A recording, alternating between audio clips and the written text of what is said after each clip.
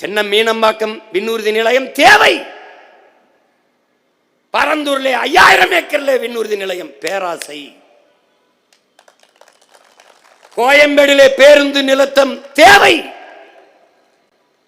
கிளாம்பாக்கத்திலே 410 கோடியிலே பேருந்து நிறுத்தம், பேருந்து நிலையம் பேராசை.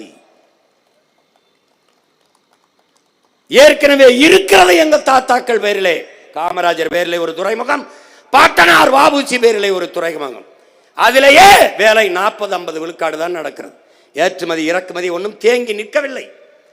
பிறகு எதற்காக 6111 ஏக்கர்ல செயற்கையாக ஒரு துறைமுகத்தை கட்டுகிறீர்கள்? அது பேராசை. அதைத்தான் நாங்கள் காந்தியிடம் சொல்றோம். மனிதர்களின் பேராசைக்கு தர முடியாமல் நமது இயற்கை தாய் பூமி அன்னை தவிக்கிறாள் என்று.